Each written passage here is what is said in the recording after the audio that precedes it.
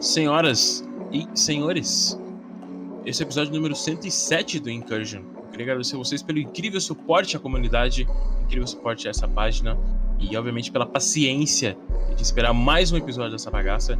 E hoje, antes de falar sobre o episódio do podcast, eu queria avisá-los que a gente está basicamente na última semana de pré-venda das camisetas do Incursion. E se você é OG e já conhece o tempo que a gente não lança camisetas, já faz mais de um ano, a gente vai lançar provavelmente agora e não sei quando a gente vai lançar mais, mas não percam de comprar essas duas camisetas, essas duas estampas que estão lindas disponíveis no site da Evo, com toda a tecnologia da Evo, inclusive com shoulders free, 100% algodão, fresca, extremamente maleável, com estampas lindas, as estampas estão incríveis, assim, de verdade. Vocês podem entrar no site, ver as nossas fotos, provavelmente no Instagram também tem algumas fotos, assim, tá incrível, estão realmente extremamente bem feitas. Então, se vocês não querem perder essa oportunidade de ter nossas camisetas, corram, que vai até o dia 22, né, domingo agora. Então, se você comprar as duas estampas, inclusive, você tem um baita desconto, inclusive. Então, se você tem duas estampas disponíveis, se você comprar as duas, tem desconto. E é um meio de ajudar a plataforma, é o único meio de capitalização que o Incursion tem, que são com os merches, né, com nossos pets, adesivos, etc, etc, etc. E com as camisetas, obviamente, que faz tempo que a gente não lança. E talvez seja a última camiseta do ano, cara. Talvez seja a única, e as únicas duas estampas e as últimas duas estampas. Então, se eu fosse vocês, compraria, ajudaria muita gente de alguma forma. E se você quer ajudar de alguma outra forma, você pode sair dessa plataforma que você está agora, se você estiver no Spotify ou se você estiver em alguma outra plataforma de podcast, e no nosso YouTube deixar um comentário falando um pouco sobre o episódio, obviamente like e se inscreverem no nosso canal no YouTube. Mas bem, você não precisa fazer absolutamente nada disso, mas seria um sacrifício legal aos deuses do algoritmo para dar um pouco de relevância ao Incursion sobre nosso projeto junto com o podcast e tudo mais, e acaba ajudando a gente também em outros projetos, tá bom? Ajudando os outros projetos também, obviamente, comprando nossas camisetas, eu ficaria extremamente feliz, extremamente grato, porque é uma das coisas que eu mais gosto no Incursion, é realmente ver a galera com a nossa camiseta e por aí pregando a palavra que a gente sempre tá forçando aqui no podcast, na comunidade, na página, enfim. Muito obrigado a vocês que já compraram, e se você não comprou ainda, eu ficaria extremamente feliz. Hoje, o episódio de hoje é com o meu grande amigo, com o meu amigo e professor, o Everton Principal. O Everton, ele é policial civil pelo Grupo Tigre, uma unidade de operações especiais da Polícia Civil do Paraná, e também está junto com a Tiger Tactical Training, que é uma das escolas mais capacitadas e uma das melhores escolas na área operacional que eu conheço no Brasil, tanto para carabina, proteção de carabina, que é o maior foco deles, é o Tiger 1, Tiger 2 e Tiger 3, que é uma empresa incrível, é uma escola basicamente que eu aprendi a atirar. As pessoas que fazem parte dessa empresa, Tiger Tactical Training, simplesmente foram os meus professores durante alguns anos e ainda continuam me ensinando muito, não só na parte de tiro, mas em outros sentidos. Então, a gente vai falar bater um rápido bate-papo falando um pouco sobre procedimentos, sobre a parte de transferência de conhecimento, um pouco sobre a vida policial. Enfim, o episódio ficou bem legal, um bate-papo bem leve. Foi incrível receber o meu amigo aqui. Fiquei de verdade muito feliz. Há muito tempo a gente queria gravar um podcast, na verdade, e a gente sempre acabou enrolando, enfim. Finalmente tá aí. Obrigado a todos pelo suporte, pela paciência, e fiquem com o episódio. Tamo junto.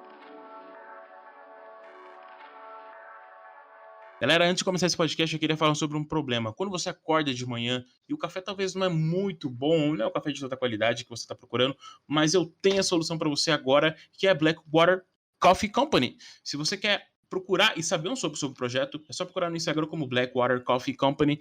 Eles têm um absurdo café, 100% arábica, extremamente forte, tradicional. Então, se você está buscando por um café de altíssima qualidade, é só entrar em contato com os meninos, procurar os meninos no Instagram. A gente sempre está linkando esse projeto novo junto com a Blackwater. É incrível o café, é incrível o projeto. Inclusive, é feito por pessoas da comunidade que estão fazendo para a comunidade. Não é só um café para gangar e nem nada do tipo. Tem cultura por trás desse projeto. Então, se você está procurando por um café de incrível qualidade, 100% arábica, tradicional, forte, café real mesmo, com grãos selecionados, é só procurar por Blackwater Coffee Company, que você estará dando esse suporte não só para a comunidade, mas tanto para o Incursion também. Tá bom? Tamo junto e obrigado. Tá me ouvindo bem? Ouvindo perfeitamente. Perfeito. Sabe que ontem foi dia dos professores, não foi? Acho que foi ontem. Foi ontem. E aí, como é ser um professor? Como ser um professor tão querido no meio operacional, tático, de treinamentos? É bom, né? Ah, Rafa, na verdade eu tenho um pouquinho de experiência na área de lecionar, né, antes de ser policial, né? Eu era consultor de empresas e É mesmo? lecionava algumas matérias, né, de gestão de processos, Ah, e aqui no Centro Europeu aqui. Então eu tinha um hum, pouquinho de experiência, não era muito, mas já tinha um pouquinho de experiência, né? Mas claro que muda totalmente o público, muda a forma de trabalhar, né? sim. São outras experiências e outras demandas que a gente tem. Mas, cara, eu fico bem feliz. Eu acho que o objetivo realmente do professor é você ser um facilitador, né, do aprendizado do aluno. E quando você consegue realmente facilitar que ele desenvolva e aprenda dentro da, da forma como ele aprende, né? Eu acho que é Uhum. muito gratificante você ver essa evolução aí. Você vê essa transferência de conhecimento, você sente que algumas pessoas têm dificuldade em passar, ou você acha que. Assim, da visão que eu tenho, né, de você como professor, de quantas vezes eu acompanhei a Tiger, fui aluno e tudo mais, eu acho que para mim, por exemplo, as oportunidades que eu tive de talvez não lecionar, né, mas instruir, eu tive muita dificuldade, por exemplo, em nivelar. Por exemplo, esse cara ele tem facilidade nisso e essa pessoa tem zero facilidade nisso. Uhum. Então eu vejo que durante os cursos você consegue passar a informação para ambos os lados, para quem tem um déficit em tal questão, um déficit em outra questão, ou quem tem extrema facilidade. Por exemplo você vai dar aula para alguém que tem zero experiência com a R e o Braulio tá lá, de bicão lá, por exemplo. Ele Uhum. já tem total conhecimento sobre o negócio. Como é que você acha que. Você não sei se você já refletiu sobre isso. Ou você só simplesmente dá a aula ali, dá a instrução. Então, Rafael, eu acho que a experiência ela vai te trazer muita bagagem e conhecimento nesse sentido, sabe? Uhum. Eu estava conversando com o Manilha esse tempo atrás, a gente tá 2 anos e meio, quase 3 anos, né? Quase vai fazer 3 anos É isso agora aí, em fazer junho, 3. Uhum. anos. E assim, o primeiro curso que a gente deu pela Tiger, né, que foi carabina e fuzil há 3 anos atrás, ele é totalmente diferente do curso que a gente dá hoje, entendeu? Então, assim, a gente vinha de uma experiência da área institucional, onde, na verdade, você não precisa criar muito laço com o aluno, você Uhum. não precisa ter uma série de coisas, e os nossos primeiros cursos eram meio que nessa pegada, sabe? Treinava muito em seco, muita repetição, a, a instrução bem formatada, tal, mas a gente falava numa linguagem só. Com a experiência realmente da vida privada ali, a gente começou a perceber que as pessoas chegam no curso com conhecimentos e habilidades distintas e também com expectativas e interesses distintos. Então, Uhum. hoje a gente sabe que o nosso público, ele vem buscar conhecimento, ele vem buscar técnica, ele vem buscar ferramentas para poder treinar, mas também esse público vem buscar participar de uma comunidade, buscar Aham. interagir com outras pessoas, desestressar até fugir um pouco da rotina do cotidiano, Sim. fazer novas amizades. Então, são vários fatores, vários interesses normalmente esses alunos buscam. E aí, a gente conseguir conectar tudo isso e também entregar conhecimento, eu acho que isso aí acaba sendo bem positivo, sabe? E isso a gente só aprendeu com a prática, né? Aham. Quem ensinou para nós isso, a gente foi aprendendo com os próprios erros, observando também outros instrutores, né, que são muito bons Uhum. em fazer isso, e a gente foi moldando ali. Tanto é que tem um exemplo bem prático, assim, para você entender. Eu sou muito metódico, assim, com horário, com plano de aula. Todas Aham. as aulas, desde o treinamento do Tigre ou da Tiger, são todos escritos, com, né, o tempo que Sim. vai durar a instrução, os tópicos que vão ser abordados, tudo. E às vezes, por questões de logística e por questões da própria turma, às vezes ser grande, Sai de a gente controle. atrasava o Uhum. conteúdo, sabe? E aí eu tentava acelerar o doc, falava, doc, vamos cortar essa parte, vamos acelerar aqui, tal, tal. E uma coisa que às vezes atrasava era justamente na abertura, você já deve ter percebido, ó, que na abertura dos nossos cursos a gente se apresenta, mas a gente faz questão que os alunos também se apresentem, falem, e depois dessa apresentação a gente vai para um coffee break, justamente para os alunos já começarem a interagir. E antigamente, às vezes, eu queria até cortar essa dinâmica, sabe? Aham. Falou, doc, vai atrasar o conteúdo técnico. Tal. E aí, daí, ele conseguiu me mostrar que às vezes é preferível você não entregar, às vezes, uma parte técnica que faltou, mas você não deixar disso acontecer. Porque Sim. essa primeira parte, né, onde o aluno já se apresenta, já começa a conversar, vai para um coffee break, já começa a interagir com outras pessoas, já quebra, às vezes, uma defesa dele. Porque todo mundo vai para um curso meio, eu digo, meio durão, né? Coluna meio ereta, meio fechada, até Aham. quebrar aquele gelo. E aí, quando você faz isso já no começo do curso, a gente entra na atividade ou na parte teórica já com a pessoa mais aberta para receber esse conhecimento, sabe? Então, é uma dinâmica que hoje a gente não abre mão, fazer os alunos se apresentarem, contar a experiência deles, o que que eles vieram buscar no curso.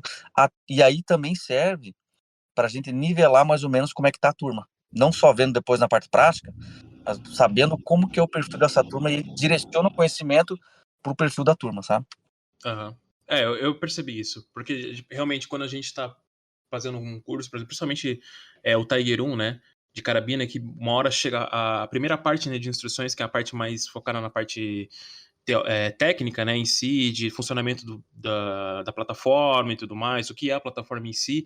Então, acho que às vezes esses coffee breaks são desses, eu pelo menos eu percebo, né, que às vezes o coffee break ali, esse time da pessoa, sabe, se alimentar e digerir a informação, eu acredito que seja isso importante. É claro que isso acaba tendo uma demanda de tempo, né, porque dependendo, eu já vi linha da Tiger com 19 pessoas, né, até 19? Acho que Já 19 são foi um recorde? 23 já, 24 pessoas. Aonde foi 24? Em São Paulo? 23 foi CT Corveta, em Santa Catarina, em Araquari. São 23 Nossa, pessoas. caramba. É. E como é que foi? E como é que é? Cara, acho que ali a gente já estava bem rodado. A gente sempre trabalha com bastante instrutor na linha, né? Uhum, Então, sim. assim, numa turma dessa nós estávamos com 4 instrutores. Uhum, Então, e 4 instrutores experientes, né? Não, apesar de às vezes trabalhar, dependendo da função, eu sou um staff, às vezes sou um sim. instrutor principal, a Aham, gente vai trocando essa sim. posição, mas todos são instrutores extremamente experientes. Então, facilita muito. Até uma coisa que a gente mudou no curso, você vê mesmo depois de 3 anos, praticamente, a gente mudou agora, Rafa, acho que faz pouco, talvez 2 ou 3 edições só passadas. Antes a gente dava ali a estrutura do Tiger 1, que é o curso inicial, né, de carabina e fuzil.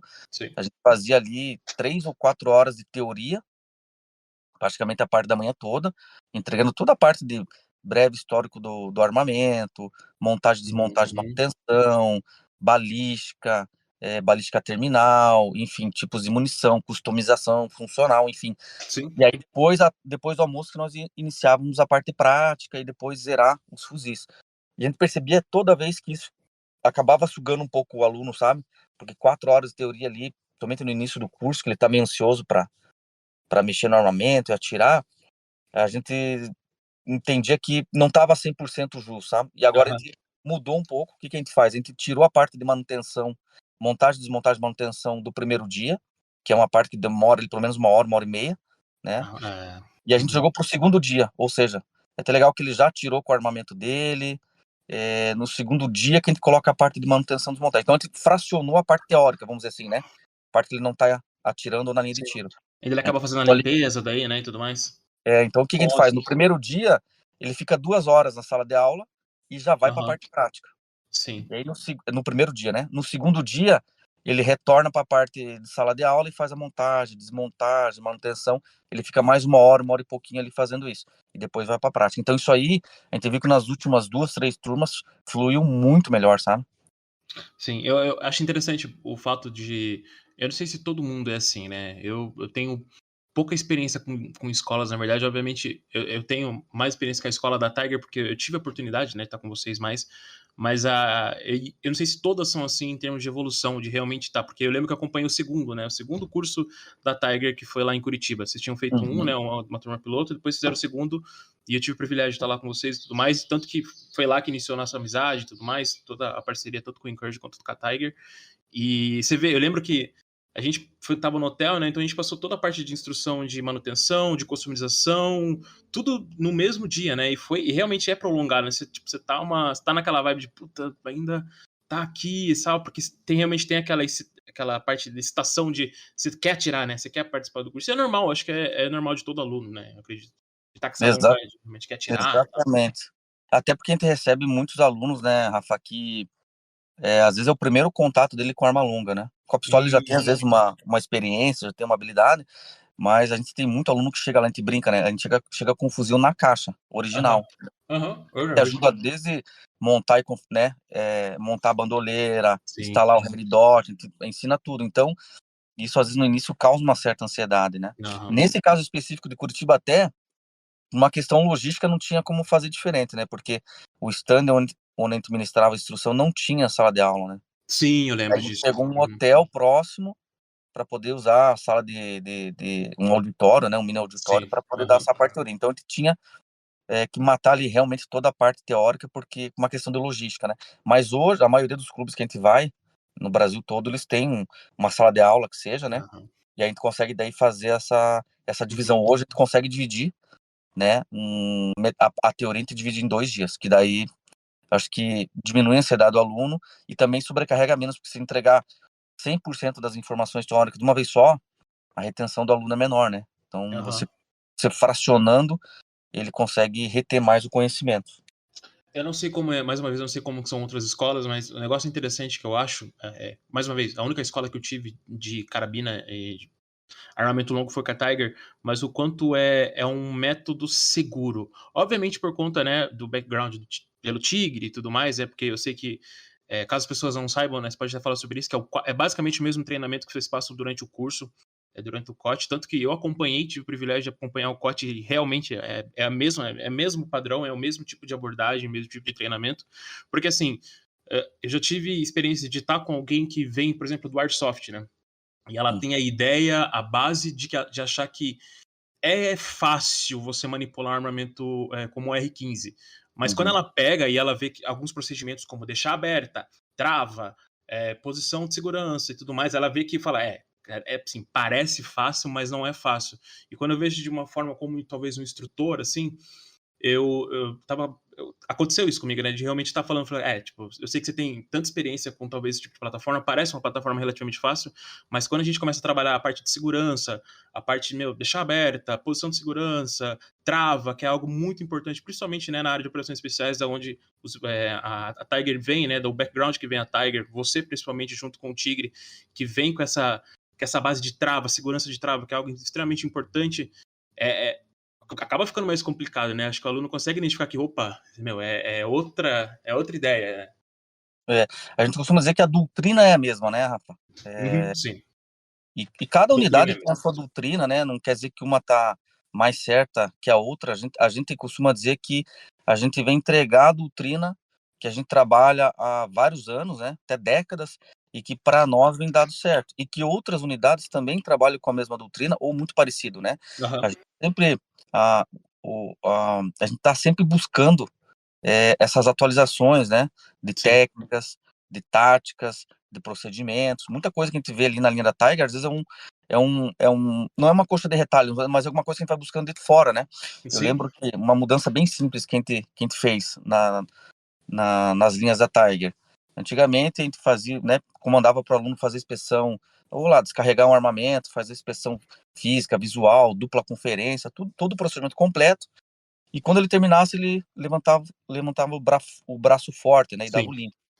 Só que a gente percebia que alguns alunos são mais rápidos, outros têm uma velocidade um pouco mais lenta.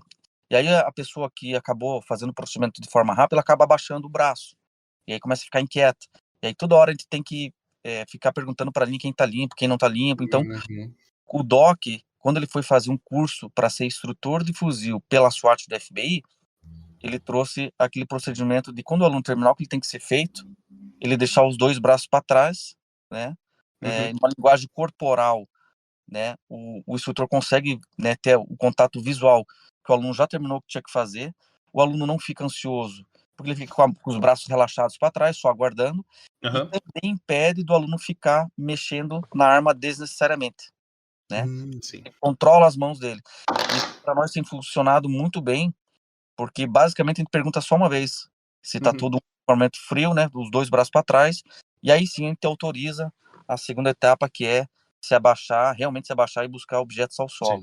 Então, assim, são pequenas mudanças, mas a nossa doutrina, ela é construída há muitos anos, né, até pelos instrutores e operacionais que nos antecederam, né.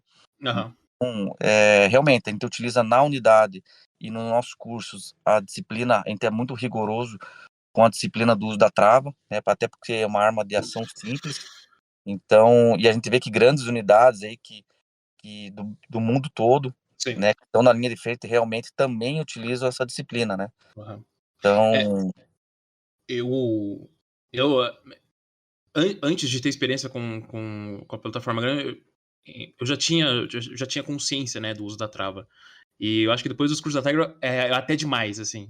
Parece que o Doc uma vez falou usando a trava até demais. Então qualquer tipo de locomoção, qualquer tipo, às vezes, de movimentação de armamento, eu tô travando. Então, por exemplo, acho engraçado quando a gente fala sobre a Tiger em si na formação de alunos, o quanto é seguro. É extremamente seguro. É leve, mas é seguro. Porque eu já tive em outras linhas que era um pouco tenso, sabe? De um instrutor olhar pro outro e falar, opa, sabe?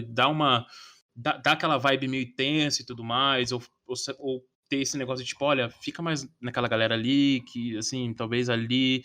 Mas na Tiger, por mais que seja a quantidade de alunos que estejam ali durante o curso, assim, você sente uma maior segurança. Ou pelo menos eu consigo sentir isso, que por mais que seja uma turma grande, seja uma plataforma mais complicada em alguns sentidos, ainda, eu não sei se é instrução, tipo, vocês passam a ideia, né, a ideia da segurança em si, que todo mundo se sente seguro, eu acredito. Até eu, pelo menos, sempre me senti muito seguro em relação ao curso em si. Até demais, até. graças a Deus a gente preza por isso, né, Rafa? E a gente Sim. trabalha para isso. Então, assim, primeiro que a gente fraciona bastante a técnica, sabe? Uhum. Para depois juntar tudo e ela fluir. Então, essa forma de entregar o conhecimento fracionado e ele repetir várias vezes Isso. vai criando, né, aquele caminho neuromotor para ele Uhum. realmente aprender. Segundo, daí vai a experiência também, né? Quando a gente vê que tem algum aluno com uma certa dificuldade ou um pouco mais lento, ele faz as coisas certinho, mas ele é um pouco mais lento, a gente separa esses alunos num bloco diferente ali, né? Num Aham. outro. E eu direciono mais instrutores para aquela região, para poder realmente dar o suporte para o aluno. Não Uhum. abandonar ele ali, né? Às vezes o Sim. aluno tá ali, precisando de ajuda, tá? Ele tá vendo que ele tá sendo mais lento que os outros, e ele tem que ter um instrutor ali para dar o suporte para ele. Então a gente acaba fazendo isso também. Então, o Doc Uhum. a gente brinca, né, com os alunos assim, que tem uma certa intimidade, né? Se o instrutor ficar muito perto ao lado, não é porque ele gosta de você, não. É porque ele tá te ajudar ali, que você tá com uma certa dificuldade, né? Aham. Mas a gente tem material humano capacitado para fazer isso. Então, isso que é legal. A gente consegue, quem chega com uma habilidade, já um conhecimento, né, consegue evoluir, porque a gente também começa a cobrar Aham. aluno, mas também temos o suporte para a pessoa que está aprendendo do zero ali, né? Sim. Isso é legal. E no final do dia, no final do curso, a gente vê que tá todo mundo assim, bem linear, sabe? Todo mundo cumprindo o objetivo dentro das métricas que a gente espera. Sim. Isso é super interessante. Obviamente, não todas as turmas são iguais, mas eu testemunhei pelo menos umas 2 ou 3 turmas assim que você fala, caramba, essa turma se evoluiu muito, sabe? De gente aqui que não sabia fechar a arma, não sabia, assim, tinha dificuldade em identificar o ping-pong ali, sabe? Você vê que, meu, Uhum. depois no final do dia tava evoluindo super bem, tava já, começou a virar algo natural. Algo interessante que eu aprendi, provavelmente com vocês, é a parte do treino a seco. E algumas vezes, em algumas escolas, em algumas instruções que eu já fiz parte e em outros sentidos, as pessoas têm dificuldade de entender isso. Fala, cara, passa seco, né? Testa aquilo, vai, faz tranquilo, faz devagar. Então, a parte de diminuir velocidade, eu sei que normalmente grande parte das instruções, as pessoas fazem isso.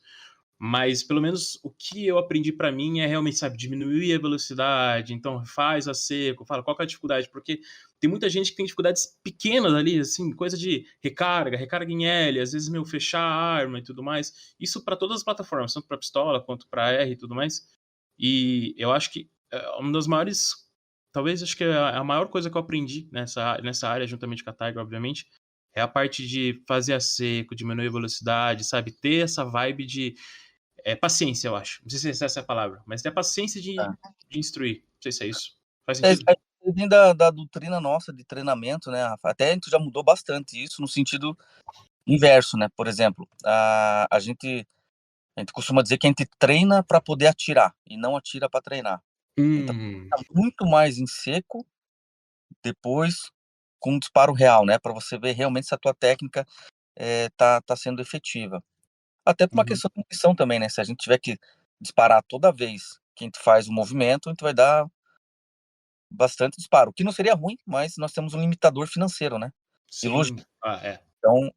Então, assim, a nossa doutrina é de treinar em seco, todas as técnicas primeiro, né? A gente apresenta a técnica, contextualiza, demonstra, e aí faz o aluno treinar de forma fracionada em seco. Depois a gente coloca com disparo.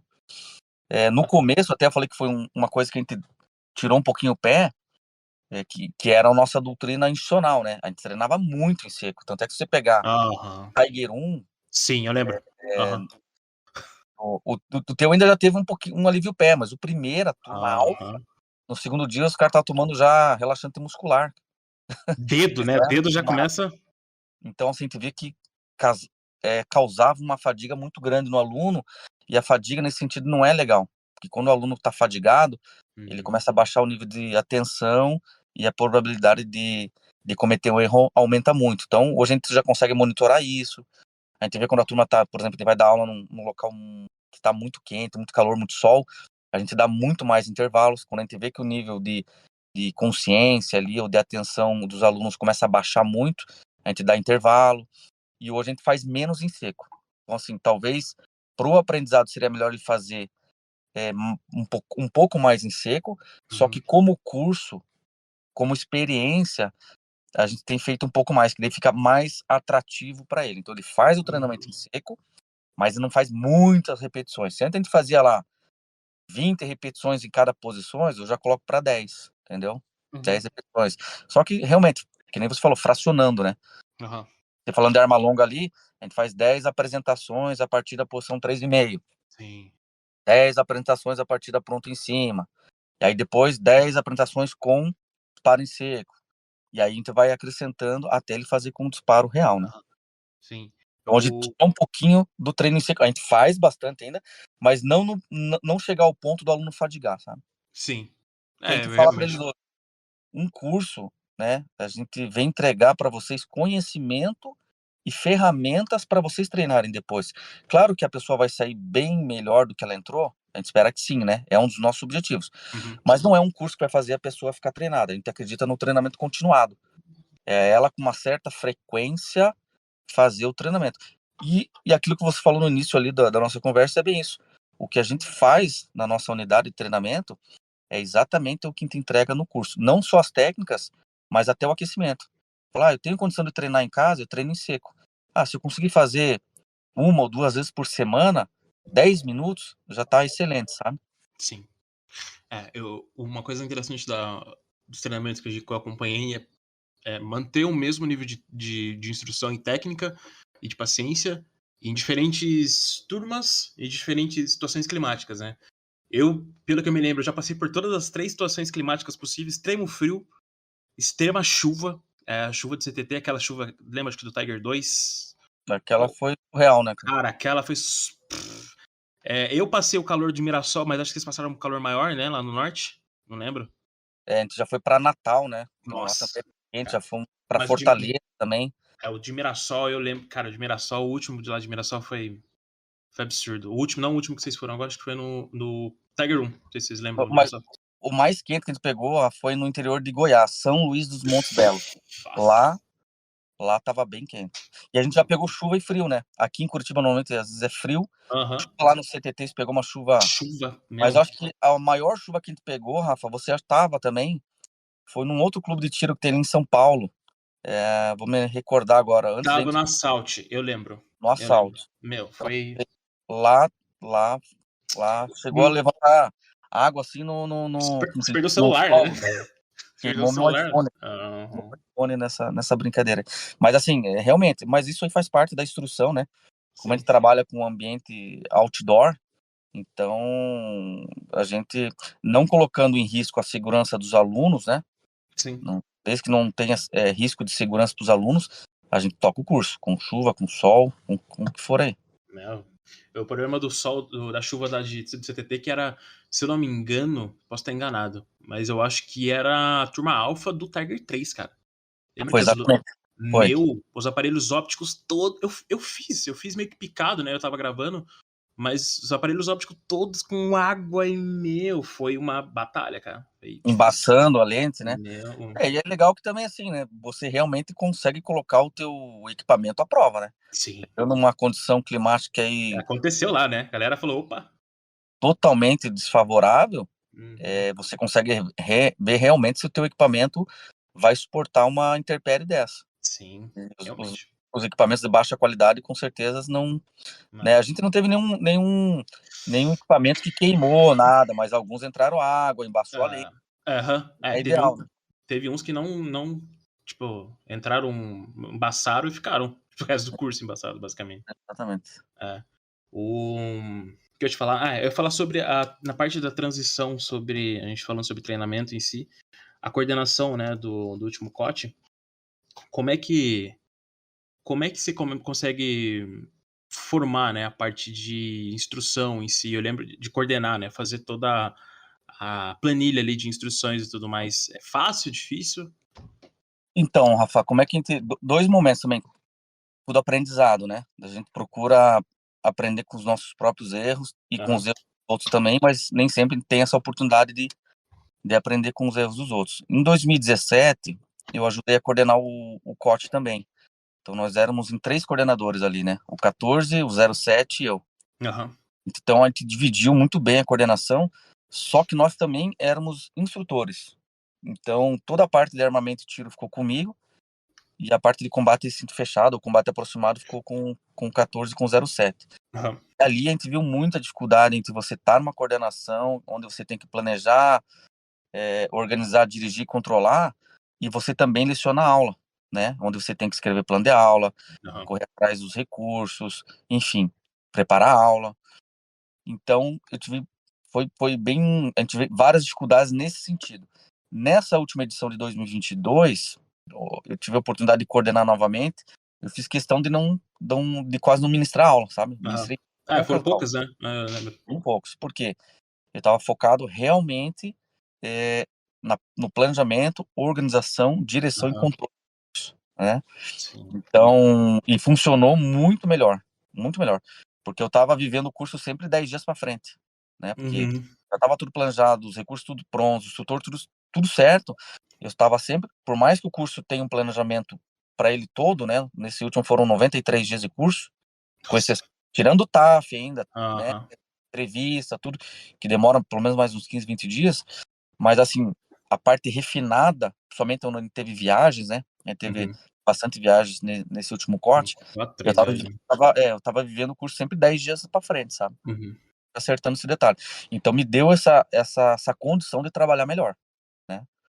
Caramba. Então, nessa última edição eu quase não ministrei aula. Mas voltando ali que você falou basicamente a doutrina é a doutrina que a gente utiliza na unidade, né? Uhum. A gente costuma dizer, Rafa, que um curso de operações e táticas especiais nada mais é que é um grande processo de seleção. É um processo de Sim. seleção. Uhum. Você está selecionando os profissionais com o perfil que você precisa, né? Uhum. Com as habilidades técnicas, com as habilidades emocionais, comportamentais, que você precisa para trabalhar especificamente na sua unidade. Aham. Por isso que o nosso curso ele é voltado justamente para formar o policial para trabalhar na nossa unidade, dentro do perfil, Uhum. dentro da missão que ela exige, né? Que com certeza vai ser diferente de um outro curso de operações táticas especiais, né? Lá do norte, do nordeste ou do Sim. Amazonas, onde tenha, por exemplo, Facelo. Aqui no nosso corte, a gente tem a parte a parte de água, né? Uhum. E só que não é uma etapa, não é uma parte assim que a gente cobra, tem que cobrar, mas não é uma coisa que a gente cobra muito, sabe? A Como gente que é o faz. nome disso? Como que é o nome, por exemplo, quando você coloca um ambiente que talvez a unidade ela não vai atuar tanto, né? Não tem talvez um maior foco, mas esse evento é para uma seleção maior de pessoas ali que querem estar ali. É quase isso, faz sentido? Eu falei? É mais ou menos, mas assim, ó, existem habilidades técnicas comportamentais e emocionais que elas são base para qualquer curso, né? Se você Aham. pegar ali os mandamentos das operações especiais, qualquer curso tem que ter essas valências, né? Você tem que Sim. identificar e cobrar essas valências. E aí tem habilidades técnicas, e aí vai para a parte técnica, que eu preciso que aquele operacional tenha para executar a missão dentro dessa unidade. Então, por exemplo, Uhum. a gente não trabalhava muito falando na prática, né? A parte de ambientes aquáticos no Tigre. Há uns 3 anos a gente está integrando a Operação Horus, então, ou seja, a gente trabalha Sim, sim. no Rio, fazendo operações ribeirinhas. Então a gente começou a dar mais atenção para essa habilidade. Não que antes a gente não dava, a gente também dava, Uhum. mas começou a dar mais ênfase. Criou-se a necessidade, né? Agora, uma unidade, por exemplo, Fera do Amazonas, onde 98%, Aham. Água. 99% do tempo o deslocamento deles é em meio aquático, com certeza a exigência tem que ser muito maior, Sim. né? Tem que ser muito maior. Então, aqui a gente brinca, né, que as habilidades que a gente mais busca, né, no operacional, tirando as habilidades emocionais, comportamentais, né, as habilidades, falando de habilidade técnica, Aham. realmente a aptidão no tiro, né, a pessoa ter a condição de aprender e atirar bem. A parte de APH hoje a gente dá muita importância, Uhum. a parte de combate em recinto fechado, que aí que é realmente o nosso O trabalho, né? suco, né, do tigre, basicamente. 99% do nosso trabalho é cumprimento de mandados de busca e apreensão e prisão, Aham. seja para sequestro ou não. A gente dá muito apoio para as unidades, as delegacias da Polícia Civil do Paraná todo. Então, praticamente toda operação que a Polícia Civil deflagra, a gente está participando, cumprindo um alvo. Então, esse é o 99% do nosso trabalho. E aí não se trata só apenas de aplicar realmente a técnica de combate a recinto fechado, né, Rafa? Sim. A gente cobra desde a parte de levantamento, então a pessoa tem que ter uma capacidade analítica muito grande para ela poder fazer um bom levantamento, para ela poder fazer um bom planejamento, para fazer um briefing bem feito e para depois a gente poder coordenar a própria pessoa, né, ou outro, coordenar a missão, executar e depois fazer o debriefing. Então, assim, entenda que o CQB, o cumprimento do mandado de prisão, não é só pegar o envelope lá na hora e resolver. Não é isso. A gente, dentro da nossa doutrina, o profissional ele tem que ter a capacidade de poder fazer um levantamento em loco, fazer um bom planejamento, distribuindo os recursos e selecionando os operacionais, cada um desempenhando sua função onde melhor Aham. desempenha, coordenar a equipe durante a operação e depois a parte de organização, que também tem pós-operação, né? A gente faz um debrief da missão, relatando os pontos de melhorias que a gente pode ter, seja ele em termos de treinamento, equipamentos, e até depois a parte de polícia judiciária, né? Que tem que Uhum. fazer toda a parte papelada. Então, a gente tem o pós-operação. E o profissional ele tem que estar apto. E aí é legal que nesse momento a gente exerce dentro das equipes o papel de liderança, né? Porque o que acontece? Eu acho que diferente de algumas unidades, normalmente o chefe de equipe é quem sempre planeja e coordena a missão. Aham. A gente trabalha de uma forma diferente. A gente estimula para que todos os operacionais tenham essa capacidade, por vários motivos. O primeiro é porque não ficar refém, às vezes, de um policial só, que às vezes esse Uhum. policial sai de férias, esse policial se aposenta, ou ele fica Ou um doente. tipo de planejamento só também, né? Exatamente. E aí você não tem ninguém, às vezes, apto a poder substituir. Então ele está sempre fazendo esse rodízio. Mas também ele não é solto, né?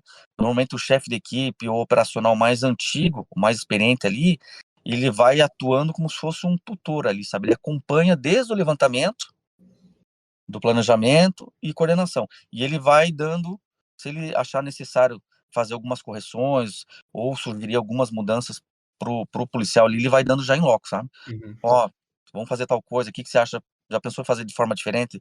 Fazer dessa maneira? E aí vai exercitando a pessoa a esse tipo de raciocínio, sabe? Aham. E a liderança também é na hora de coordenar uma missão, né? E aí você vê também, é que nem curso, né? A gente brinca.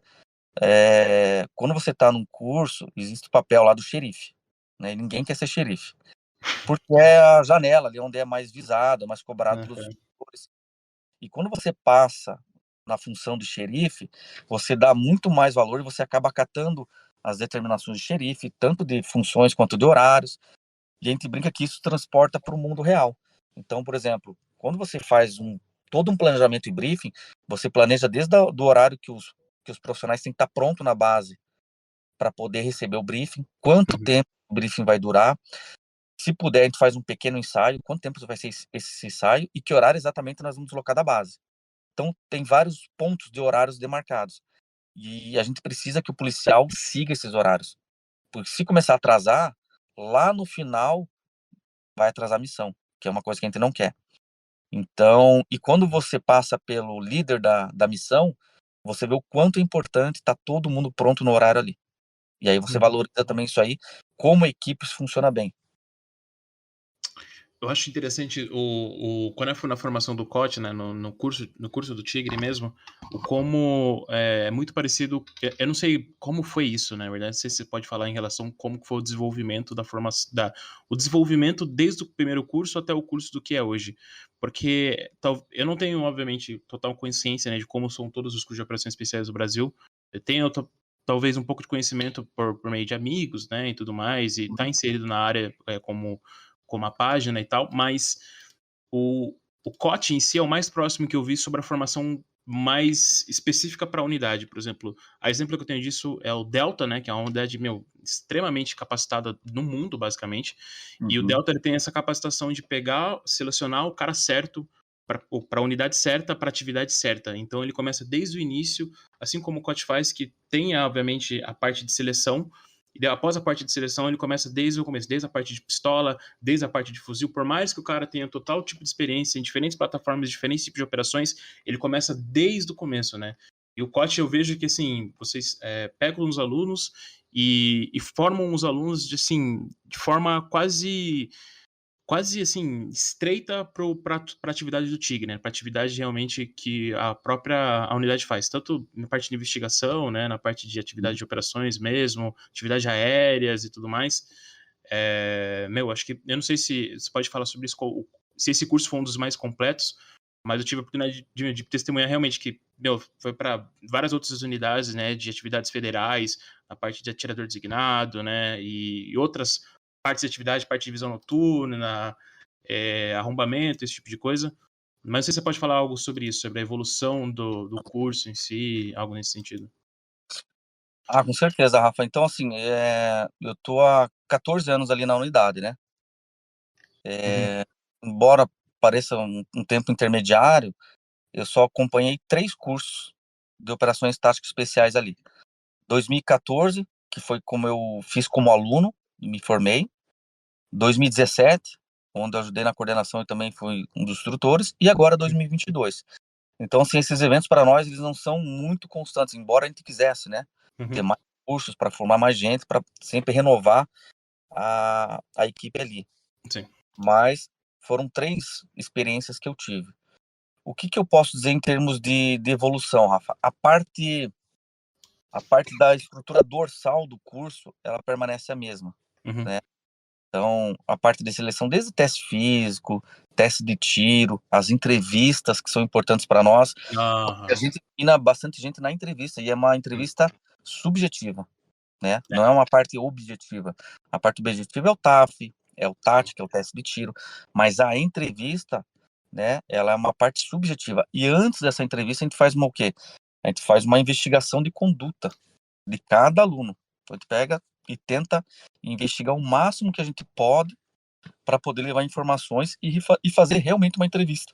E Aham. ali, essa entrevista ela é feita com todos os operacionais da unidade, né? Não é só com a coordenação, com os instrutores, não. Todos os policiais, né, formados na unidade, cotidianos ali que trabalham na unidade participam dessa entrevista.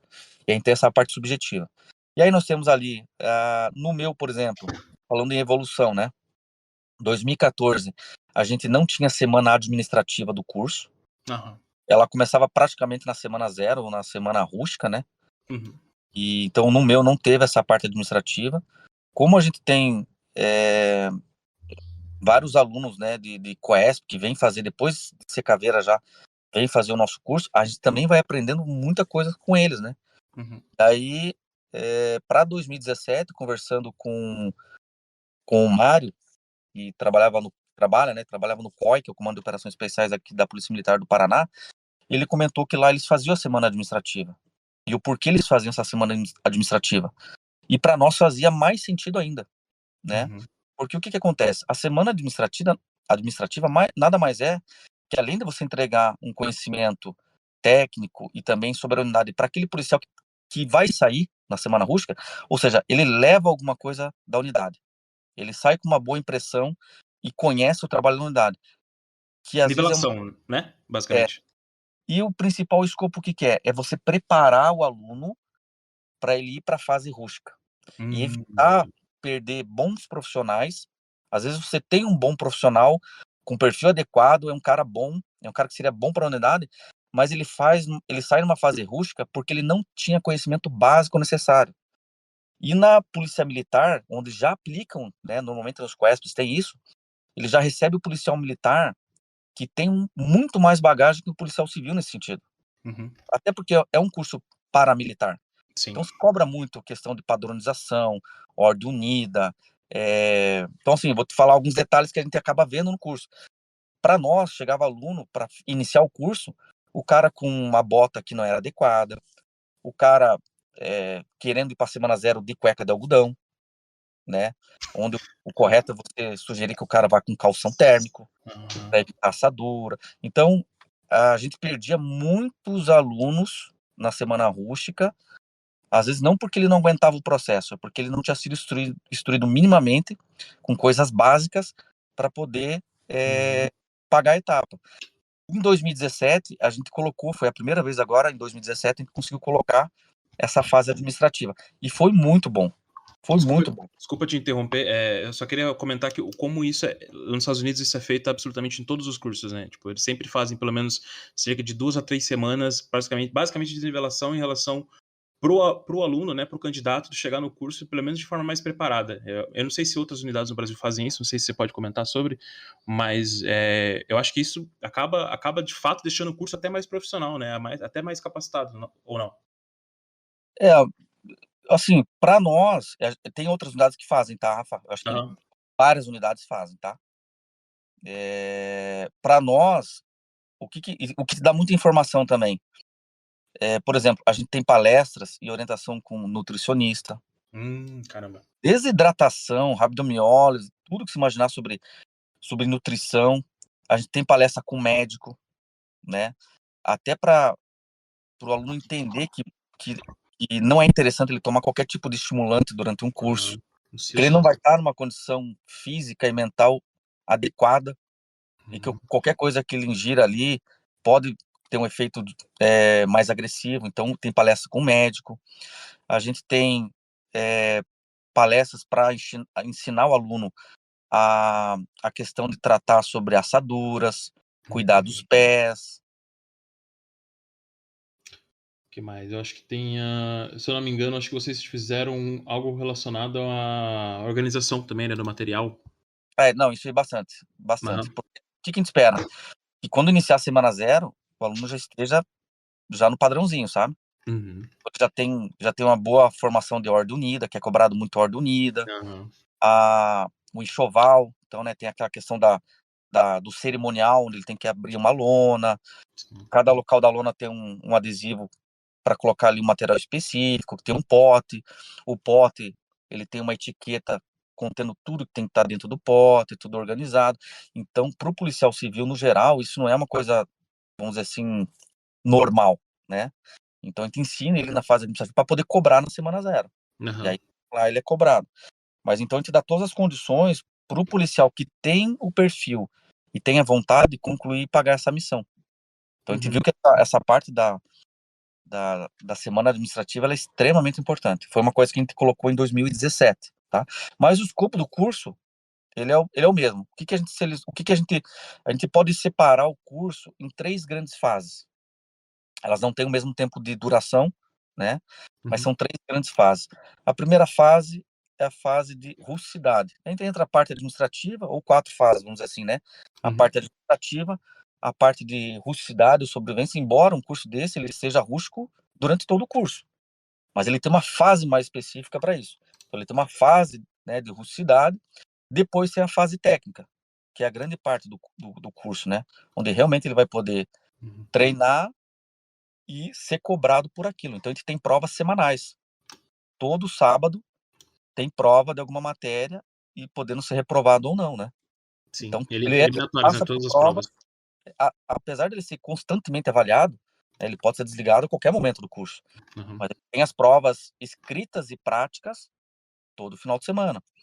E no final, a gente entra na fase de missões, que a gente volta para uma mistura de fase rústica, mas a fase rústica é só para tirar o conforto dele, né? Então, te tira o sono, um pouco da alimentação. Então, a gente deixa ele numa condição mais desfavorável e faz com que ele tenha que cumprir várias missões simulando a realidade. Então, a gente faz resgate de reféns em escolas, faz resgate de reféns dentro de ônibus, em cinemas, em cativeiro, quando é, né, sequestro, a parte de sequestro ali clássico, resgate de reféns em cativeiro. E normalmente essas missões elas são uma atrás da outra. Então ele passa ali às vezes 2, 3 dias direto executando missão atrás de missão. E às vezes no meio do caminho aparece uma corrida longa ali de uns 40 quilômetros. Então, assim, é uma fase realmente a gente observar se o aluno consegue desempenhar com excelência a missão Com dentro de fadiga condições psicológica, desfavoráveis. Exatamente. física. Uhum. Então, são essas. E o que vai mudando? Aí, em 2022, a gente teve mudanças significativas do curso. Por quê? A gente conseguiu um acordo de cooperação técnica com a Polícia Rodoviária Federal. Uhum. Então, a Polícia Rodoviária Federal nos procurou para fazer, para que a gente fizesse esse curso e cedesse algumas vagas para eles. E, em troca dessas vagas, eles cederiam muitos materiais para nós e recursos. E aí a gente teve condição de, pela primeira vez, dentro do Tigre, num corte, poder viajar e levar o turno para fazer intercâmbio, né, o fazer treinamento com outras unidades no Brasil todo. Uhum. Então, foi a primeira vez, vamos dizer assim, terceirizou algumas instruções. Sim. Antes a gente não fazia por uma questão de logística, uma questão de recurso, por vários limitadores. Nessa última edição, como a gente teve muito apoio, inclusive a PRF cedeu um ônibus-leito durante 90 e poucos dias com motorista exclusivo para o curso, munições, muita coisa, além de instruções também, né? A PRF deu muita instrução, o pessoal do GRR lá muito capacitado deram muitas instruções, então a gente conseguiu fazer um excelente curso. Para você ter uma ideia, eles passaram na fase de viagens, uma fase extremamente técnica. Eles foram para o Cobra, que é um batalhão de operações ribeirinhas do BPFRON, que é o batalhão de fronteiras da Polícia Militar do Paraná. Fizeram toda a parte de operações ribeirinhas com OVN, com APH, com incursão em mata. Navegação. Muito legal. Navegação, cara, fantástico esse intercâmbio. Aí, saindo dali, como era próximo da mesma região, já foi para os nossos irmãos do Nepom, de Guaíra, onde eles tiveram toda a parte de tiro embarcado, né? De efetuar disparos embarcado em barcos. E aí fizeram também uma instrução fantástica. Conseguiram colocar uma lancha em movimento com alvos dentro dessa lancha e a equipe também tinha que chegar em movimento e neutralizar ali as ameaças. Tiro Tudo embarcado isso noturno também, né? Que é algo. com OVN e designador laser. Não tinha nem esses recursos, né? Sim. Não tem até hoje, vamos dizer assim. Sim. O designador a gente não tem. Então, assim, proporcionaram para nós uma experiência, uma instrução muito, muito, muito, muito boa e muito relevante, até porque a gente trabalha naquela região, junto com o Nepom. Então, foi extremamente valioso. Depois disso, a gente foi para Brasília, lá a gente ficou, a maior parte da viagem foi em Brasília, né? Os alunos tiveram a oportunidade de treinar na Polícia Militar do Distrito Federal, no Batalhão de Choque, eles fizeram toda a parte de CDC lá. Aí eles fizeram um treinamento com a DOE, a parte de combate desarmado, né, retenção e contra-retenção de arma longa com a DOE, e também sobrevivência policial, que é uma matéria extremamente importante, somente policial que está de folga. Aí nós fomos para o GRR, onde a gente teve lá várias instruções, talvez até me fuja alguma da memória, mas... Operações rurais. Operações rurais, tiro de precisão. Toda a parte de tiro de precisão foi o GRR. Tirador designado também, né? A parte de designado, a parte de tecnologias letais, né? Toda a Sim, parte de legal. tecnologias não letais foi dada pelo GRR. Plataforma Inclusive, 762. a plataforma 762, eles também foram instruídos pelo GRR. Inclusive, os alunos receberam certificado à parte, né? Pelas Aham. tecnologias não letais, eles receberam um certificado à parte. E daí, a gente foi para o COT, né? Também fomos extremamente muito bem recebidos lá. Fizemos toda a parte de arrombamento mecânico, hidráulico e térmico, Uhum. né? Térmico era Super uma... novo, né? Caramba. Para nós, né, é um É. conhecimento que a gente não tinha, não temos equipamento, lógico, Uhum. mas em termos de conhecimento foi fantástico. Então, a parte de arrombamento mecânico, hidráulico e térmico, e a parte de patrulha urbana, né? O COT ele tem muitos policiais, muitos mesmo formados na Core do Rio de Janeiro, e eles também, né, conseguem ministrar essa instrução lá porque eles têm a estrutura, né? Então eles têm uma favela cenográfica dentro do COT e aí possibilitou fazer um treinamento fantástico, assim. A conduta de patrulha lá, pô, Exatamente. E não foi só para os alunos, né? Eu sim. falo que essas visitas técnicas, esses intercâmbios, treinamento, não era só para o aluno ter contato com essa instrução. A gente levava o maior número de instrutores e policiais nossos acompanhando para também absorver. Uhum. Era uma instrução também para nós. Então foi muito legal. Então a gente teve aí mais de 30 dias esse curso só de viagens técnicas, com Uhum. todas essas unidades, mas não perdendo o escopo do curso. Por isso que esse curso ele foi um pouco mais extenso, né? Sim. Teve 93 dias de duração, quando antigamente ele durava 60 dias, 54, 60 dias. A gente colocou 30 dias a mais, justamente por causa dessas viagens. A gente não sabe se no futuro vai conseguir implementar as viagens em próximos cursos, porque depende Sim. de recursos, né? E aí a gente vai estar sempre na dependência para ver se a gente vai ter a disponibilidade de recursos naquele momento ou não. Mas essa parceria com a PRF, em especial com o GRR, né, foi o diferencial para fazer um curso assim de excelência, realmente. Não que os demais não tenham sido, foram excelentes, mas a gente teve oportunidade e recursos diferentes para ofertar conhecimentos diferentes para os nossos alunos. Não só para os alunos, mas para toda a unidade, né? Esse acaba também abrindo um pouco o leque, né? Por exemplo, das atividades do Tigre. Porque o Tigre que vem de uma unidade que era praticamente no início anti-sequestro, né? Hoje ela basicamente ela tem a possibilidade de abordar várias outras situações, né? De conflito, de interesse da parte de segurança pública do Estado do Paraná. Tanto a parte de fronteira, investigação, eu sei que vocês têm no papel, né? Se é um mandado de busca de alguém de alta periculosidade, ou se a delegacia, né, ela sente a necessidade de uma unidade melhor, de uma unidade mais capacitada, né, para esse tipo de mandado e tudo mais, eles chamam vocês, né? Isso está no papel, né? Diferente de alguns estados no Brasil. Então isso acaba deixando a unidade, assim, em tese mais ocupada, né? No bom sentido. Uhum. Na verdade, o que tem, vamos dizer, no papel, Rafa, é a questão desde a investigação até a recuperação do refém de sequestro mediante extorsão, né? Então, assim, sequestro mediante extorsão, esse crime é de incumbência do Grupo Tigre, né?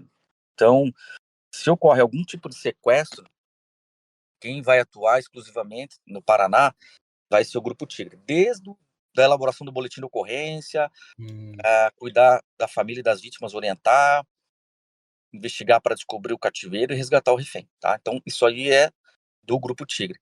Há questões ali de periculosidade, de alvos mais complexos, não existe documentação específica para isso. Entendi. O que acontece é que na prática acaba acontecendo, né? Uhum.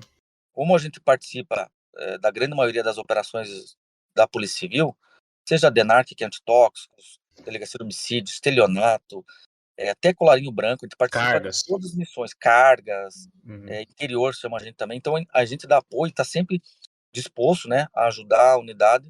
É resultado de uma boa cooperação, né, entre a unidade em si e a própria Polícia Civil, basicamente. Exatamente. E aí tem alguns fatores que determinam a escolha do alvo, né? Por exemplo, pode ser que seja um alvo com maior complexidade estrutural, vamos dizer assim. Por exemplo, uma casa muito grande, onde uma equipe talvez tradicional de policiais não tivesse as condições ideais de cumprir o alvo, Uhum. ou é uma casa que tem uma dificuldade de arrombamento primário e secundário, ou seja, uma equipe que talvez não tenha o treinamento e os equipamentos necessários para romper os obstáculos, Ah, ou até mesmo uma complexidade, vamos dizer assim, de histórico dos criminosos. Já são criminosos que já trocaram tiros com a polícia, Do já crime foram organizado, né? presos, ou são membros do crime organizado. Então, existe esse viés de alvos mais complexos, tanto da parte criminosa, ou seja, dos próprios alvos, né, a serem presos, ou da parte estrutural. Às vezes até um local de difícil acesso, ou o local fica numa área complicada de se trabalhar sozinho com uma equipe. Então, esses alvos acabam sendo selecionados para nós. Então, invariavelmente, a gente está sempre ajudando outras unidades, né, em apoio, para cumprir esses mandados de busca e apreensão aí. Mas no papel, não tem nada que obrigue, vamos dizer assim, eles a nos Entendi. acionarem. Mas, como a gente tem uma boa relação com todos, a gente acaba sendo demandado e a gente encara com o mesmo empenho, o mesmo profissionalismo para entregar com excelência qualquer tipo de missão que não é dada, né? Parte de Então, sequestro, algo interessante sobre o Tigre é que a unidade, ser uma unidade de operações especiais, ela não terceiriza a parte de inteligência nem a parte de investigação, né? Ela é toda feita dentro da unidade, né? exatamente, Em questão Rafael. de sequestro, claro. Referente a sequestro, e lembrando que o sequestro tem várias modalidades, né? Existe só, o pessoal remete muito à questão do sequestro clássico, que é você arrebatar uma pessoa, levar para um cativeiro, um local incerto e solicitar Pedir dinheiro. um resgate de dinheiro, né? Um resgate mediante extorsão à família. Essa é a modalidade clássica. Mas existem outras modalidades também, né? Hoje tem golpe do Pix, que é uma modalidade de Hum, sequestro. Hoje tem, a gente chama de golpe do chute, é um sequestro mais rápido, é quando os criminosos anunciam alguma coisa de alto valor agregado por um preço muito mais baixo, por exemplo, tratores, cabeça de gado, enfim, coisas que têm alto valor, mas eles anunciam com um valor menor, e aí quando a pessoa, o interessado, vai e vem logo para ver a compra, né, do equipamento, eles acabam segurando essa vítima e ah, fazendo a extorsão. Normalmente é um cativeiro improvisado, eles não querem ficar muito tempo com a vítima, então esse é um tipo de sequestro. Existe o sequestro dos gerentes de bancos, né, também é muito existe comum no isso ainda? Brasil. Caramba, Por exemplo, não fazia ideia. eles entram na casa do gerente do banco à noite e passam a madrugada inteira com a família, né? E aí no início da manhã ali, eles retiram a família da casa, levam para um cativeiro improvisado também Aham. e, e obrigam o gerente a ir no banco e pegar o dinheiro do banco e entregar para eles. Então, é um outro tipo de sequestro. E o que acontece? No Brasil, existe sazonalidade dessas demandas. Então, a gente já teve aqui muito golpe do chute, aí parava. Uhum. Teve golpe a gente chama de sapatinho essa do sequestro de gerentes. A gente prendeu aqui há alguns anos 2 ou 3 quadrilhas, e aí aqui no Paraná acabou, não vou dizer parando, mas diminuiu muito. E o sequestro clássico, né? Que, graças a Deus, a gente tem 100% de elucidação e recuperação de reféns. Então, a gente acaba tendo, dentro do sequestro clássico, um menor número, vamos dizer assim. Mas não quer dizer que no Brasil não tenha. Então, tem estados que têm muitas situações de sequestro. Aqui no Paraná, a gente acaba tendo um pouquinho de, vamos dizer assim, volume menor, mas não quer dizer que acabou, sabe? Eu Até ia nós perguntar tivemos, isso. ano passado, acho que nós tivemos o em Foz do Iguaçu. Ano retrasado, acho que faz uns 2 anos ou 3, a gente teve de uma médica que é filha do prefeito de Laranjeiras do Sul, junto com um trabalho em conjunto com a Polícia Civil do Rio Grande do Sul, lá de sequestro. Fizemos um trabalho de parceria fantástico, conseguimos recuperar o refém. Então, a modalidade clássica, ela ocorre muito no Brasil, mas aqui no Paraná ela está meio que em desuso. Mas os Uhum. outros crimes acontecem. E assim, várias situações, né? Porque às vezes o pessoal não vê na mídia ou a gente não dá publicidade, mas existem muitos casos de falso sequestro, auto sequestro, até condições, como que eu posso dizer? A gente E fez um caso, acontece essa bastante, semana, né? esses Falso falsos sequestro. sequestros e auto sequestro bastante. É o que mais tem. Então, assim, às vezes a pessoa ela tem uma dependência química e ela acaba indo para fazer uso desses entorpecentes, acaba o dinheiro e ela começa a extorquir a família, simulando Ah, sequestrada. E aí, como a gente trata todos os casos com a mesma importância, com o mesmo empenho, a gente trabalha em todos os casos. Então, a gente pega, às vezes, o viciado, né, ou a pessoa que tem dependência química extorquindo a própria família. Já pegamos pessoas que estavam endividadas em jogos, somente jogos eletrônicos, né, uhum. extorquindo a família, simulando sequestro. golpes de sequestro aplicados dentro do presídio em pessoas que acabam imaginando que seus entes queridos são sequestrados e acabam saindo de casa, a gente também atua. A gente teve eu tive, pelo menos esses 14 anos, 12, de Grupo Tigre. Semana passada, agora, no feriado, a gente foi acionado, uma pessoa acionou a gente, né, por telefone, que ela estaria em cárcere privado mantida pelo irmão. Né? Fato curioso, a gente percebeu que ela estava em posse do próprio telefone, o endereço que ela apresentou na ocorrência era o endereço dela mesmo, Uhum. e a gente começou a fazer uma investigação rapidinho ali da vida pregressa dela. Ela tinha vários boletins de ocorrência da Polícia Militar por problemas psicológicos, né? Esquizofrenia, crises psicóticas, enfim. E aí a gente percebeu que poderia ser uma situação dessa ou não. Então, nesse sentido, no feriado, a gente deslocou com uma equipe lá, inclusive com o Manilha, que é médico, porque era uma situação que poderia ser uma condição que a gente precisasse mais do médico. E a gente chegando lá, realmente se constatou esse fato.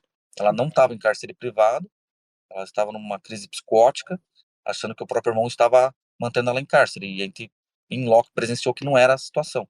Né? A gente conseguiu conversar bastante com ela, orientar e resolver a situação ali na parte de orientação mesmo. Né? Então foi um caso assim bem diferente que eu peguei nesses 12 anos. Então surgem vários casos, só que a gente não dá publicidade, Uhum. não demanda, porque não são casos assim, relevantes, né, que precisam Sim. ser, são casos, vamos dizer, do dia a dia. Mas tem bastante casos de autossequestro e falso sequestro.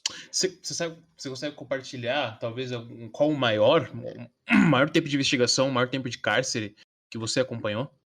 Ou que o Tigre acompanhou, né? Que você tem. Então, antigamente, tem relatos de cárceres bem longos, tá? De 2, me- 3 meses? Mais? Tem.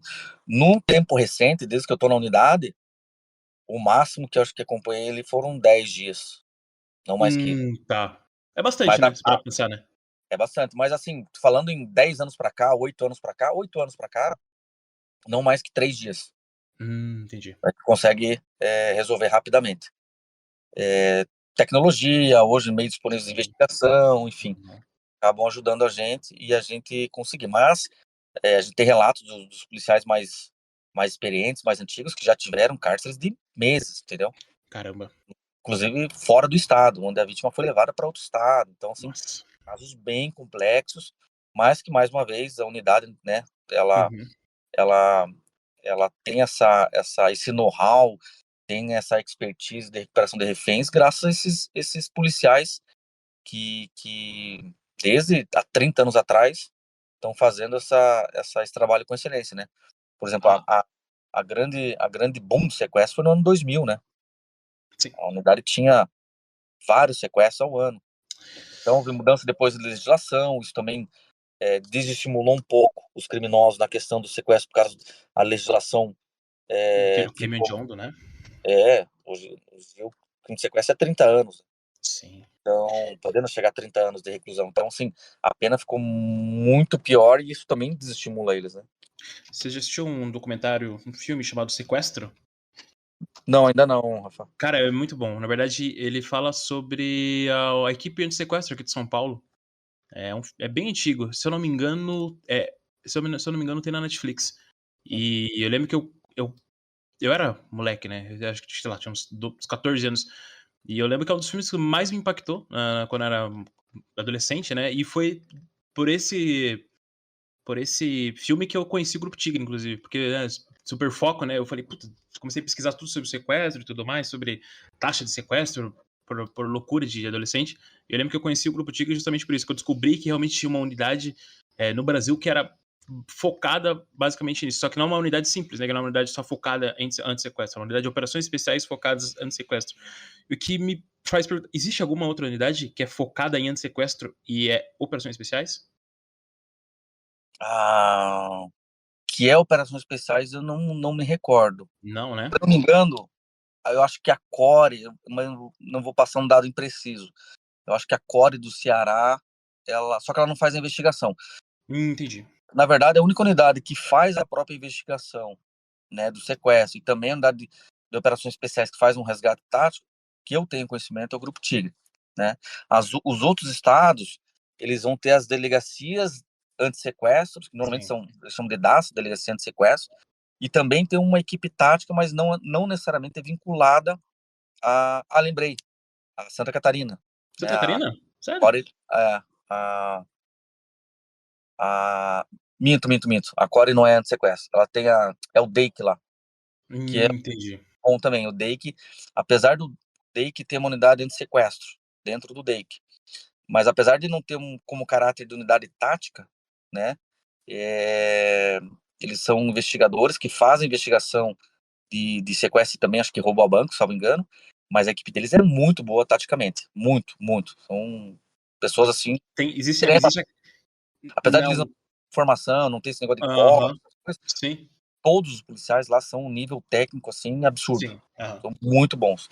Então é uma unidade parecida com a nossa, vai parecer com a Legal. nossa sequestro de Santa Catarina. E aí tem as unidades que trabalham juntos, né? Normalmente a equipe tática, que são as cores, hoje está sendo meio que padronizado o nome core, né? Aham. No Brasil, então são as equipes que são operacionais, mas via de regra essas equipes elas não fazem investigação. E aí elas Entendi. necessitam ser demandadas pelas delegacias de sequestro para poder resgatar o refém no cativeiro lá. Uma das coisas, por exemplo, que me chama a atenção é justamente no Tigre, né? Porque eu lembro quando eu conheci o Tigre, comecei a pesquisar sobre o Tigre, isso quando eu era adolescente, é realmente essa capacidade que tem, que é realmente uma estrutura de operações especiais tão alta, que é realmente a parte de... são poucas unidades até no mundo que elas mesmas elas constroem o próprio pacote de alvos, elas constroem a parte de inteligência e elas atuam, obviamente, com toda essa base de inteligência, pacote de alvo, levantamento, estudo e tudo mais. E eu não sei se você tem consciência disso, mas até onde eu conheço, são pouquíssimas unidades no mundo que fazem isso, que fazem todo o levantamento, desde planejamento, inteligência, atividade, né, a operação em si, e tudo isso, basicamente. São pouquíssimas unidades no mundo, se eu não me engano, que tem essa capacidade, né? Até onde eu sei. Eu desconheço, Rafa. Eu não vou te afirmar, porque eu Aham. realmente. Você, como eu sei que é um pesquisador nato, com certeza esse tipo Sim. de informação você tem muito mais Aham. que. Mas eu desconheço. Mas realmente esse crime que é de nossa competência, né? Que Sim. é o sequestro mediante extorsão ou outras modalidades de sequestro, né? A gente acaba fazendo desde a elaboração do boletim de ocorrência, a investigação, prisão, enfim, até a parte de polícia judiciária ali que Sim. não são inerentes ao crime ali. Falando Então, sobre o futuro, né, do Grupo Tigre em si, o que você pode compartilhar em relação a como a unidade vai se estruturar futuramente? Se tem algo nesse sentido da capacitação da unidade em si? Porque eu sei que a unidade, obviamente, opera em vários outros ambientes, né, fronteira e etc. hoje o que acontece? Até tinha esquecido de comentar, né, Rafa? Como a parte às vezes sequestro ela é sazonal, a unidade ela acaba às vezes não atendendo esse tipo de crime porque ele entra nessa sazonalidade. Mas a gente não para de trabalhar, né? Então a gente está sempre dentro daquela tríade de treinar, instruir e operar. A parte de operar, a gente está sempre fazendo outras coisas. Então nós temos a questão da Operação Horus, né? Apoiando a Polícia Federal lá em Guaíra. Então, toda semanalmente nós temos equipes lá fazendo essa parte de patrulha ribeirinha. Atualmente nós estamos com uma equipe grande no Rio de Janeiro, né? Fomos demandados pelo Departamento da Polícia Civil em apoio ao Ministério da Justiça para trabalhar no Rio de Janeiro. Então é um outro tipo de cenário, é um outro tipo de teatro de operações. Então nós estamos com uma equipe lá. Então tá sempre trabalhando nessa parte operacional. E a parte de treinamento e instrução, a gente vai variando. Quando existe uma grande demanda operacional, a gente acaba, né, normalmente treinando um pouco menos e instruindo um pouco menos. Quando há uma baixa na questão operacional, a gente acaba instruindo mais ou treinando mais a equipe. Então, a gente está sempre, né, a gente não pode dizer que a tríade treinar, operar e dar instrução é exatamente equalizada. Ela Aham. sofre algumas oscilações conforme a demanda. E aí, os instrutores, a gente tem ali, isso aí é inerente a todos os policiais da unidade, né? Eles estão sempre buscando novas atualizações, novas Intercâmbio. técnicas para se aperfeiçoar, porque uma unidade de operações, eu tenho para mim isso, tá, Rafa? Isso é uma percepção minha, que uma unidade de operações dentro de uma instituição policial, ela tem que ser formadora de opinião, ela tem que ser praticamente um instituto de pesquisa e desenvolvimento de técnicas. Sim. Quem é que traz as modernidades de técnicas, táticas, procedimentos e até equipamentos dentro de uma instituição policial. Normalmente são as unidades de operações especiais. Por quê? Porque elas estão sempre buscando o que tem de melhor no mundo, sempre fazendo intercâmbio, sempre fazendo curso, sempre estudando. Por exemplo, agora mesmo, semana passada eu fiquei sabendo que aquele instrutor bem famoso, o Eli, do projeto Gecko, Sim. vai estar aqui no Brasil fazendo curso Aham. de TCQB. Eu e o Doc já nos matriculamos. É um curso privado, é um curso que nós estamos investindo recursos próprios do bolso para fazer, mas a gente entende que a gente pode trazer muitas novidades, principalmente background, expertise, de Sim. um instrutor tão renomado como ele. Então a gente entende que vale o investimento, mesmo que pessoal, para poder trazer esse conhecimento para dentro da nossa instituição. Então, isso não acontece só com a gente. Outros policiais se especializam em outras áreas, né? Arrombamentos com explosivos, tiro de precisão, técnicas verticais, até a parte de defesa policial, né? Tem bastante faixa preta ali que estão sempre buscando fazer atualizações e formação dentro dessa área. Então, a gente está sempre buscando melhorar o que a gente já tem. Então, assim, o futuro, na verdade, é essa evolução constante. Na parte de gestão, Rafa, eu não posso dizer porque Sim. aí cabe aos nossos gestores, né, os Aham. administradores, tanto da unidade quanto da polícia, para eles ver o que eles planejam, né, em Sim. termos de evolução, de melhoria, de crescimento da própria unidade. Mas aí eu já não sei te responder. Não, eu só queria pensar, eu pensei realmente em termos de estruturação da unidade, né? Porque eu sei que conforme o tempo, né, a unidade às vezes ela vai se preparando melhor, né? Em termos de equipamento, em termos de mais operadores, né? Esse tipo de coisa. Isso, E pelo menos. sempre é uma vontade de todo mundo, né? A gente quer Sim. ter melhores equipamentos, mais gente para trabalhar, mais estrutura, a gente sempre está buscando isso. Mas a gente sabe que todas as unidades do Brasil todo sofrem, né, com um pouco, Sim. às vezes, essa parte, Limitação, né?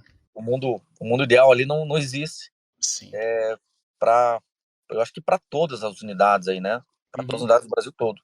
Então isso é uma busca constante, e às vezes a gente consegue, com o investimento do Estado, né, que faz o seu investimento, às vezes a gente consegue com investimento da área privada, né, as pessoas que se preocupam com segurança pública, que conseguem, de alguma forma, retribuir isso para a instituição e para a sociedade, e até mesmo os policiais, principalmente os policiais, Sim. que investem muito, né, do seu próprio bolso em cursos, em equipamentos, e até o seu próprio tempo estudando, né. Cara, isso é.